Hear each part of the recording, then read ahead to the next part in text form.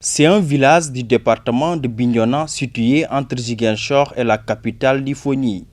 Tobor, distant de seulement 10 km de Ziguinchor, nous sommes au centre de récupération et de la réinsertion sociale pour les malades mentaux et les enfants en situation difficile. Bienvenue dans ce royaume. Ici, c'est un calme plat qui règne. Visiblement, des patients occupent le décor. Un centre qui est une initiative d'un islamologue, mouride guérisseur traditionnel très bien connu en Casamance, Serigne Dame Dieng. À travers ce centre installé depuis 1992, Serigne Dame Dieng se donne comme mission de récupérer ces personnes rejetées par leur famille et la société pour leur donner une nouvelle chance dans la vie. Ça fait longtemps qu'on a créé ce centre depuis 1992 en essayant avec les malades mentaux comment faire pour les récupérer et les réinsérer dans la société. Ça a été difficile avec nous parce qu'on était seuls. Après, on a formé des talibés pour essayer de travailler avec eux. Jusqu'à nos jours, on est toujours entre du bien et du mal. Parce qu'aujourd'hui, tu vas bien, demain, tu es dans des problèmes. Mais avec tout cela, on essaie de faire aller avec notre petit courage qu'on a. Parce qu'on a eu des résultats partout avec les gens, dans la raison et dans la sous-raison. Mais on n'a même pas vu quelqu'un qui nous vienne en aide. Mais toujours, on continue à travailler parce qu'on sait que c'est le bon Dieu qui paye et le seul travail qui paye. Alors, le centre est là, à Tobor, 10 km de Ziguinchor. Serigne Dame Dieng qui a pris un engagement ferme dans la prise en charge des déficients mentaux. En effet, il est donc réconforté par 5 jeunes bénévoles qui l'assistent dans cette tâche, en s'occupant nuit et jour de ses patients. Absence de vie familiale, manque de sécurité, entre autres risques constituent le quotidien de ces bénévoles. Au total, 95 âmes résident dans ce centre. Ils sont tous gérés et nourris par Serigne Dame Dieng, sans aide aucune ni de subvention. Aliou Bernard Mendy est depuis des années dans ce centre comme responsable moral. Il nous parle de cette expérience. C'est un centre qui n'est pas comme les autres centres psychiatriques modernes. C'est un centre dont on essaie de trouver une solution, de vivre en harmonie avec les malades. C'est pour cela qu'on vit en société, comme en société d'art. On essaie de vivre comme en société. On passe la journée avec eux, la nuit aussi avec eux. On fait tout, presque tout avec eux. On se promène ensemble, on fait des causeries, on prend du thé ensemble, on partage le même lieu pour regarder la télé, tout ça. Des épouses de ces bénévoles et autres femmes volontaires s'occupent des cuisines pour les différents repas de l'ensemble des personnes qui résident dans ce centre. Et pour ce faire, plus de 15 kg de riz sont consommés par jour. Parce que nous, c'est le marabout qui fait tout pour nous. C'est lui qui achète le riz, c'est lui qui nous donne les dépenses quotidiennes. Et même s'il y a quelqu'un qui tombe malade, parce qu'en général, les malades mentaux, ce sont des personnes comme nous. C'est un malade mental, mais il y a différentes sortes de maladies comme le paludisme, la fièvre jaune ou bien d'autres maladies. Parfois, ça dépend, on ne le souhaite pas à personne, mais parfois ça arrive et on est obligé d'amener la personne à l'hôpital. Tout ça, c'est le marabout qui gère ça. Tout ça. Il y a peut-être parfois il y a des cas plus critiques. On est obligé d'appeler les parents pour qu'ils puissent amener leur paie de contribution. Mais la majeure partie, ce sont des malades qui sont en général, les malades qui n'ont pas de moyens comme leur famille ou tout ça, ou bien les malades qui sont peut-être abandonnés ou bien marginalisés. En général, la majeure partie de ces malades, c'est le marabout qui les prend en charge. On doit consommer minimum 20 kg pour le repas. Et la nuit, au minimum 8 jusqu'à 10 maximum. Les dames qui sont là, pour certains d'entre eux, ce sont la plupart, la majeure partie, ce sont nos femmes. Il y a aussi ce qu'on fait, ici. Il y a comme ma première femme, elle est épileptique. Il y a aussi des femmes qui sont malades. Parmi elles, il y a certains actuellement qui sont dans la cuisine, qui, si ils ont le temps, elles viennent avec le marabout pour assister aux autres dans la cuisine pour les préparer certains. Parfois, il y a même 7 ou bien 10, jusqu'à 10 ans parfois, des jeunes filles qui sont bénévoles, qui viennent ici chaque dimanche pour prendre les habits des malades, pour faire la lessive. Avec ce nombre pléthorique dans ce centre, ils sont tous nourris avec sans subvention ni d'aide par Serigne Dame Dieng. Reste à savoir comment ce guérisseur traditionnel arrive à s'en sortir. Mais difficilement, parce que je laisse mes besoins et ce que je devais garder pour mes enfants et mes femmes. Alors, pour venir les nourrir, parce que c'est moi qui les a pris ici. Donc il faut que je fasse tout pour les nourrir. C'est difficile quand même, parce que je ne travaille pas. Je n'ai pas de voiture qui fait du transport. Je n'ai pas un sang que je peux récolter pour dire que c'est ici que je fais sortir de l'argent. Et je n'ai pas eu d'aide aussi, pour qu'on dise que c'est la subvention qui peut me pousser de faire quelque chose. Donc je suis entre les mains de Dieu et je sais bien que Dieu existe. Parce que c'est Dieu qui me donne, c'est que je les nourris.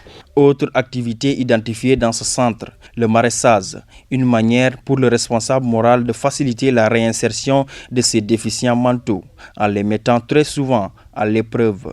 C'est un travail, la personne en tant que telle, s'il ne fait rien, ça amène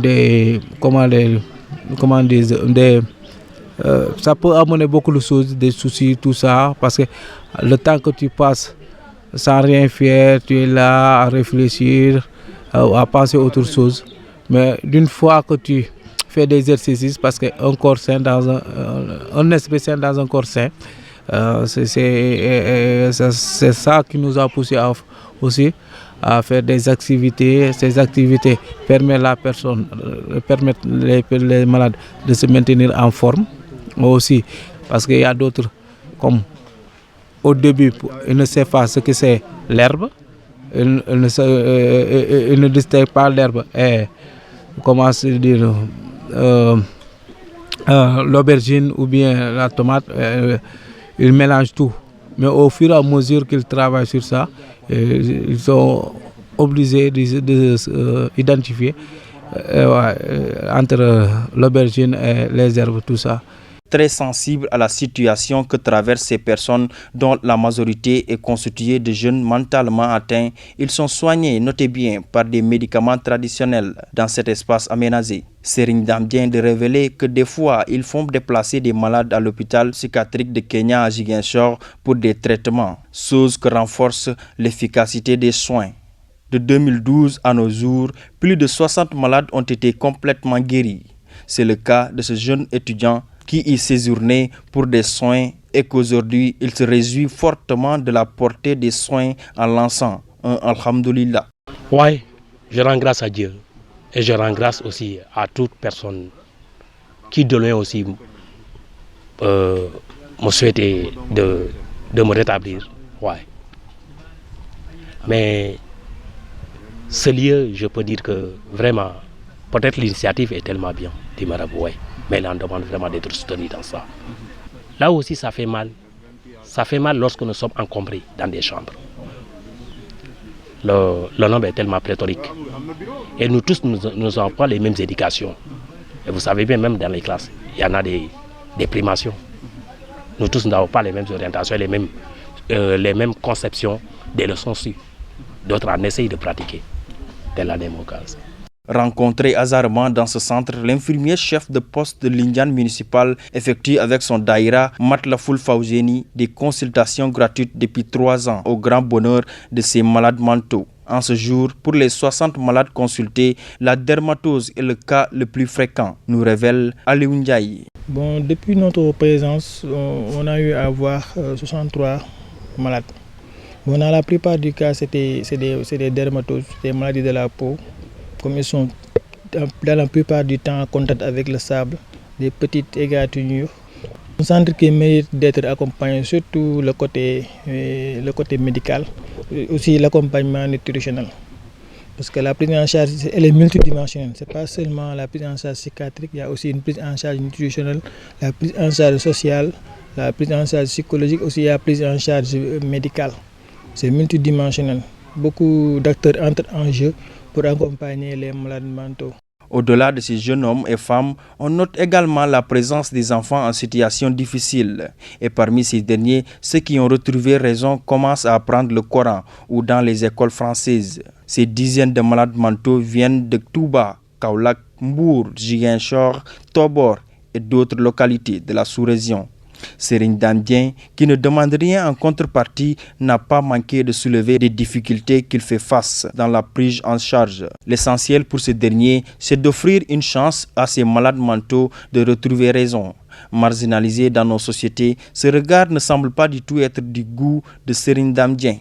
Mais on est en train de dire toujours que le fou ne se guérit pas. Et ça, je crois bien que ça, c'est une mauvaise parole. La personne ne devait pas dire que cette maladie ne se guérit pas. Il faut dire que ce n'est pas tout le monde qui va se guérir. Même quand il y a les maux de tête. Les maux de tête tuent beaucoup de gens, mais on ne dit pas que les maux de tête ne se guérissent pas. On essaie toujours de guérir la personne. C'est Dieu, même c'est Dieu seulement qui sait guérir la personne. Mais pour appeler les gens en leur disant qu'il faut aider les malades mentaux, ça, moi, je suis fatigué de le faire. Il n'y a pas de bonnes volontés qui regardent les malades mentaux. Il n'y a pas aussi l'État qui fait un geste envers les malades mentaux. Même leur médicament est tellement cher, on le diminue même pas. Et ils devront le subventionner. Parce que le malade mental n'a rien. Ses parents aussi, toujours, quand les médicaments sont chers, ils ne peuvent pas continuer à acheter les médicaments. Parce que ce n'est pas un traitement court, mais c'est une longue traitement. C'est un peu difficile de dire aux gens qu'il faut faire quelque chose envers les malades mentaux. Moi, je vois que les gens ne veulent même pas aider les malades mentaux. Il y a ça qu'on a gardé pour les malades mentaux. Acha, et sort et leur frapper. C'est ça seulement qu'on a gardé pour les malades mentaux. On les frappe, on les attache, on fait du mal aux malades mentaux, mais on ne les aide pas. C'est ça qu'on a constaté. Parfois, tu vas pour récupérer un malade mental, tu le trouves derrière la maison. On l'attache là-bas. Et on lui donne un peu de riz et on ne lui donne même pas de médicaments. Ça, je crois que c'est des mauvaises choses. Et il y en a d'autres qui sont en train d'aller travailler et on leur fait comme des rois. Et l'autre, il est malade. Par sa maladie, on l'a écarté de la famille, on ne le regarde même pas. Même quand il le soigne, quand il retourne à la maison, on le regarde comme une personne qui n'est pas guérie. Donc, ouais, c'est ce qui n'est pas normal. Donc ça, c'est un peu difficile envers nous de sensibiliser les gens. Mais néanmoins, on leur dira que la personne, c'est une personne. Il faut faire tout pour les aider. On appelle l'État et on appelle les bonnes volontés. Pour qu'on puisse aider au minimum les malades mentaux. Parce que ce sont des personnes comme nous. Ils ont leur contribution dans notre État. Parce qu'il y en a d'autres qui ont été des élèves, il y en a d'autres qui ont été des étudiants, il y en a d'autres qui travaillent même. Donc je crois bien quelqu'un qui travaille, il a des taxes que le gouvernement avait arrachées dans son salaire. Et maintenant, aujourd'hui, quand il s'agit de lui retourner ce sou, il faut essayer de lui retourner ça. Ouais, c'est ça. Donc je crois bien qu'il n'y a pas un Sénégalais qui n'a pas contribué dans notre État. Donc on devait faire tout pour essayer de leur faire savoir qu'ils sont des Sénégalais. C'est ça que je vois moi.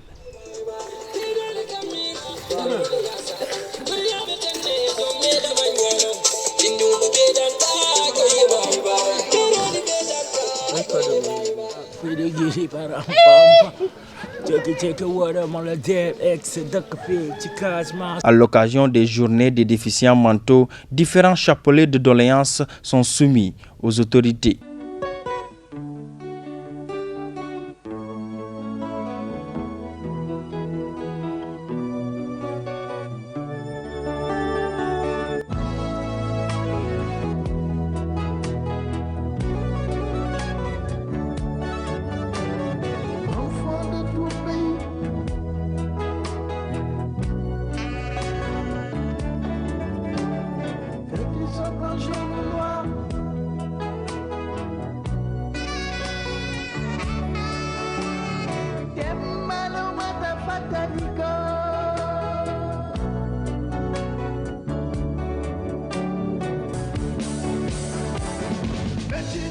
Medina, Medina, Medina. Medina, Medina, Medina, Medina.